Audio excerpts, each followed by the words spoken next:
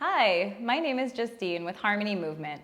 We support school communities to become more inclusive and welcoming environments. Welcome to our mini module on breaking the bias, recognizing and challenging unconscious bias in the classroom. This is a supplement to the Words Matter content and will support you in being able to recognize and address biases that may affect your teaching practices and student interactions. There is a reflection guide that goes along with this module, so please have that and something to write with ready before you begin. The goal of this webinar is to develop a clear understanding of common biases and learn practical strategies to identify and challenge them in educational settings. It's important to understand that our biases are influenced by our own identities and experiences, and because of this, we all see and experience the world through our own unique personal lenses. So, what are biases? Unconscious biases are automatic judgments and attitudes that we hold about people that affect our perceptions, decisions, and actions without us realizing it. Now that we know what biases are, let's get a better understanding of how they're formed. Our biases are formed through a wide variety of ways, including socialization, media influence, personal experiences, shared identities, and mental shortcuts. Socialization. Socialization is a fundamental process through which we learn and internalize the values, beliefs, and norms of our culture, often beginning in childhood. Family, peers, schools, and community environments shape our understanding of different groups and influence our attitudes towards them. For example, if you grew up in a family that expresses negative views about a particular racial or cultural group, you may adopt those biases as your own, affecting how you perceive individuals from that group in the future. Or if you grew up in a household that reinforced gender stereotypes, then you may internalize those and develop a limited view of gender roles. Media. Media influences play a crucial role in shaping our perceptions and attitudes towards different groups. Through repeated exposure and to certain narratives, characters, and stereotypes in movies, TV, news, and social media, we can internalize biased representations as truths. For example, if crime dramas mainly portray individuals from specific racial or ethnic backgrounds as criminals, we as viewers may unconsciously associate those groups with negative stereotypes. Additionally, underrepresentation or misrepresentation of diverse groups can lead to a lack of understanding and empathy. By recognizing these influences, we can become more critical consumers of media and challenge the narratives presented to us. Personal experiences. Our direct interactions with individuals from different backgrounds play a significant role in shaping our unconscious biases. A positive experience with someone from a particular group can lead to favorable feelings towards that group, reinforcing a belief that they are trustworthy or competent. On the other hand, a negative interaction can foster distrust or negative stereotypes. If our personal experiences align with societal stereotypes, they can reinforce those views. For example, if we frequently encounter individuals from a specific group behaving in a manner that matches common stereotypes, it may solidify those beliefs. Shared identities. It's common for people to develop preferences or biases towards people who feel familiar, or people we share certain identities with, like our race, gender, or religion. This can lead to a sort of favoritism, where we view the groups that we belong to more positively than others. You may notice this in the makeup of your friend group or others close to you, or even who you tend to feel more comfortable with when you're in public settings. Mental shortcuts. Our brains use mental shortcuts to process information quickly, which leads us to making generalizations about people based on limited information or past experiences. And our brains love patterns, and biases are continuously reinforced through repeated patterns in our environment, which leads us to make these automatic associations about people without even getting to know them.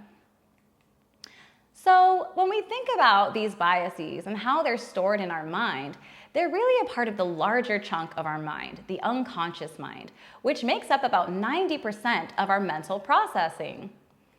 The smaller part of our mind, the conscious mind, is responsible for things like decision-making, like deciding what to eat for dinner, our thoughts, our actions, our behaviors, our present moment awareness, and it has a limited capacity as it's only about 10% of our mental processing.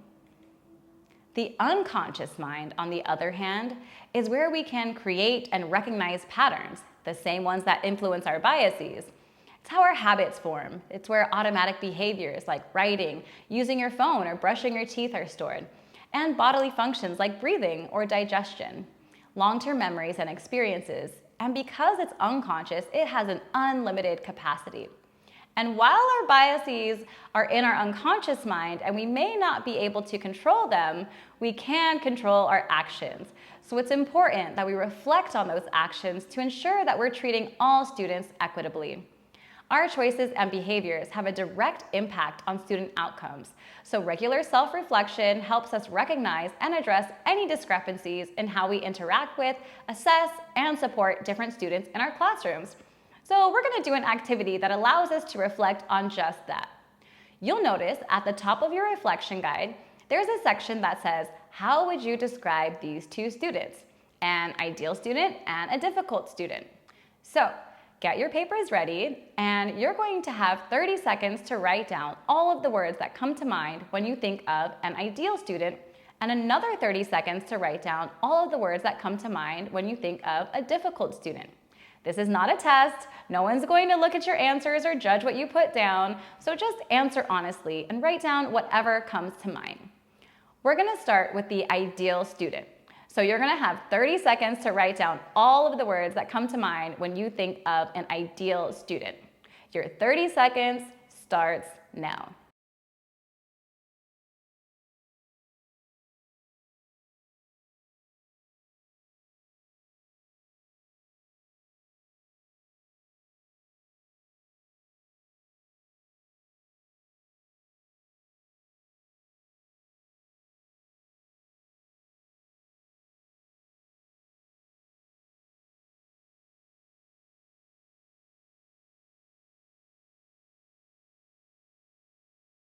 All right, time's up for that one. Let's move on to the difficult student. You now have 30 seconds to write down all the words that come to mind when you think of a difficult student. Time starts now.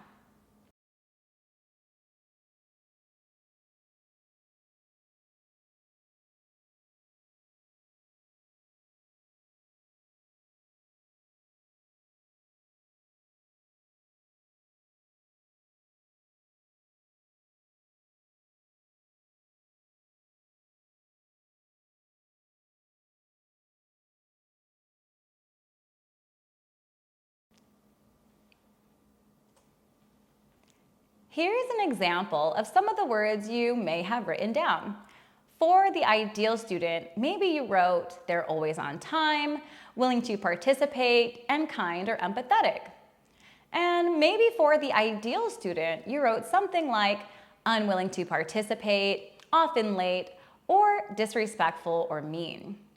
So take a look at your list, and now I'll invite you to reflect on the following questions, which you can find after the ideal and difficult student chart on your guide. So think about a particular student that may have come to mind for an ideal student. What was their race, gender, disability status, or socioeconomic status? And do the same for the difficult student. Also, how might your perception of these two categories impact how or when you choose to discipline certain students? What patterns do you notice? What traits that you associate with difficult student might be influenced by external factors rather than just behavior? And finally, what specific actions could you take to better support students who display traits that you associate with difficult rather than just labeling them? Can any of these characteristics be reframed as potential strengths? Take a moment and pause the video to answer these questions now.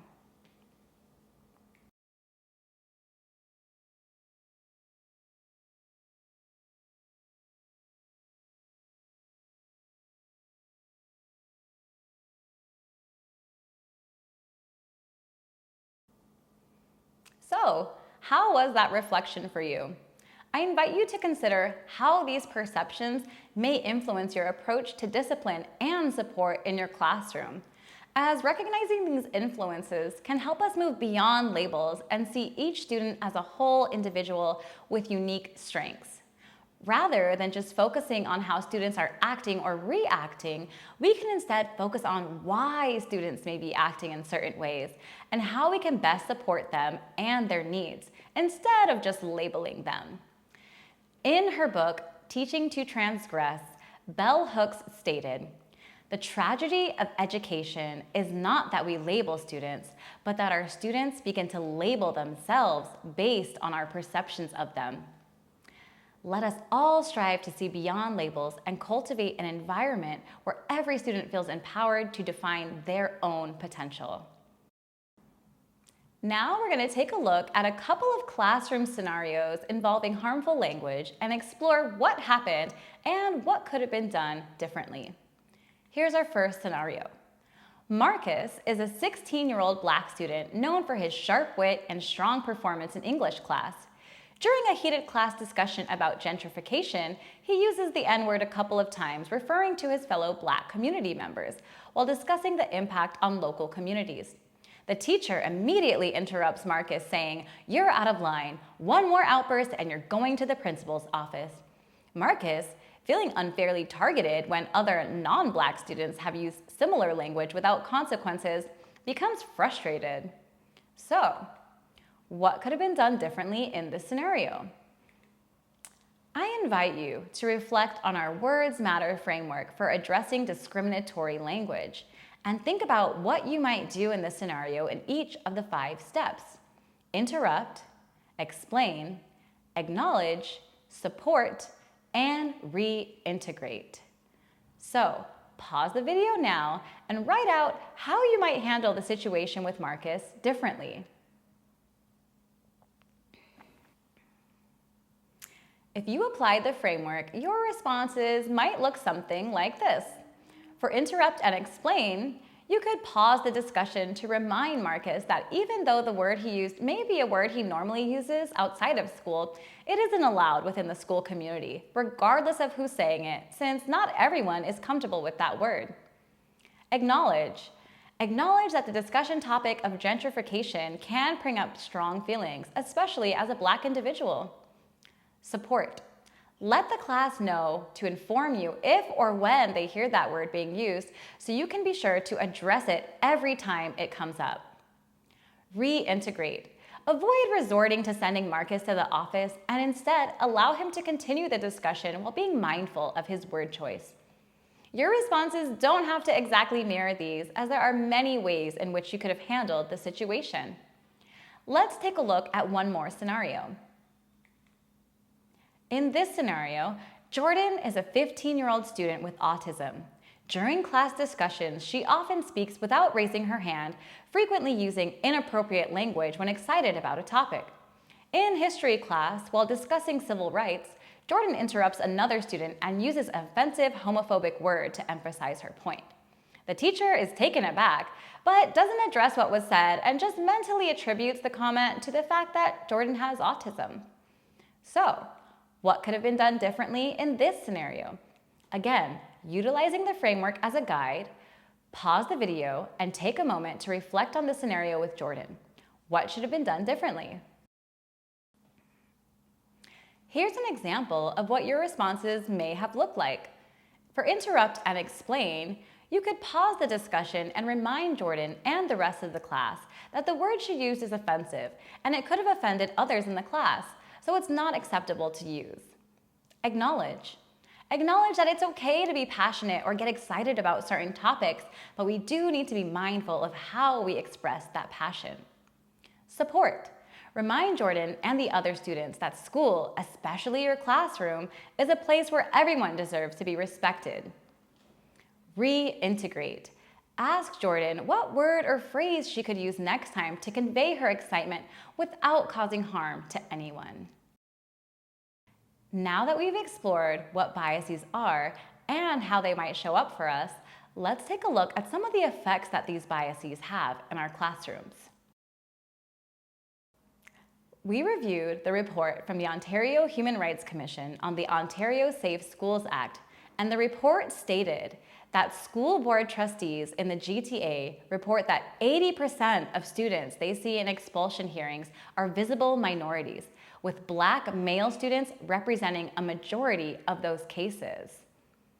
Other notable statistics from this report indicate that Black students, who constituted only about 12% of the high school student population, made up 31% of all suspensions in some years. This disparity is striking when compared to white students, who represented approximately 33% of the student body, but accounted for only 29% of suspensions. This indicates that Black students were suspended at nearly 3 times the rate relative to their representation in the student population. The report also revealed that since the inception of the Safe Schools Act, suspension rates have increased for Black students, Indigenous students, Latino students, South Asian students, and students with disabilities, including those with emotional or behavioral disorders with limited school resources to support their needs. These statistics reveal that the Safe Schools Act, while intended to create safer learning environments, has disproportionately impacted marginalized groups. As we consider these figures, let's reflect on how educator biases may have had an impact on these disparities. Now, let's take a look at the real impact of these disproportionate disciplinary actions on not only the educational experience, but also the long-term well-being of affected students. These disproportionate disciplinary actions lead to academic disengagement, as frequent suspensions and expulsions reduce learning time, often leading to lower academic achievement. Students who are frequently suspended are less likely to complete homework and remain engaged, resulting in lower grades and academic setbacks, including lower graduation rates and increased dropout rates. It also leads to negative self-perception and negative perception from other students. Compared to white students, Black students are 7 times more likely to perceive that they are being discriminated by their teachers, and 17 times more likely to perceive that they are being discriminated against when they receive suspensions. These perceptions will start to be internalized by affected students, and other students who see you interacting negatively with certain students all the time are more likely going to start doing the same or taking on the same beliefs that you hold about them.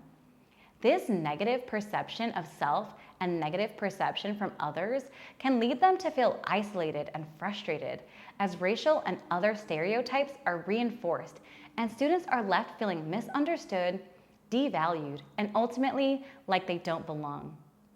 This type of discipline contributes to higher rates of mental health issues, including anxiety and depression, as students feel stigmatized and alone. This is particularly true for students with disabilities and racialized students who may lack access to adequate mental health resources. Repeated and disproportionate disciplinary actions foster distrust in the school system among racialized students and their families, who may feel their children are unfairly targeted.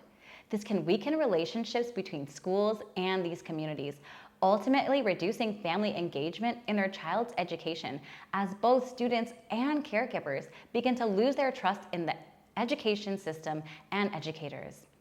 So, what can we do to challenge our biases to ensure that disciplinary actions are fair and consistent, and that all students are held to the same standards? The first step is to acknowledge that you have these biases and how these biases can affect your interactions with different groups of people. Recognizing that we all carry biases is a crucial first step in addressing them. By acknowledging these biases, we can begin to reflect on how they may unconsciously influence our decisions, from disciplinary actions to the way we support or encourage our students. It's also important to recognize and question your snap judgments. By pausing to question these immediate reactions, we give ourselves a moment to reflect on whether they are fair or based on assumptions. This practice helps us approach each student as an individual, reducing the influence of our biases in our responses and promoting a more thoughtful, inclusive approach to discipline and support. Next, we must commit to spending more time getting to know people that you may have negative assumptions about. Taking time to genuinely connect with your students can be transformative. When we learn about their unique stories, strengths, and challenges, it becomes easier to see them in a fuller, more positive light. And finally, recognize your knowledge gaps. Understanding that we all have gaps in our knowledge is essential for growth. There may be cultural, social, or personal experiences outside of your own that shape how students behave or respond to situations. By recognizing and seeking to fill those gaps through our own proactive learning, we can better support our students' unique needs. And all of these steps will allow us to create more inclusive and respectful environments that acknowledge the diverse range of our students' backgrounds. So, as we're wrapping up, I invite you to return once again to your handout and reflect on these final questions. How might your own personal biases impact when you do or do not intervene when you hear harmful language? What is one step you can take to address your biases and create a more equitable classroom or school environment?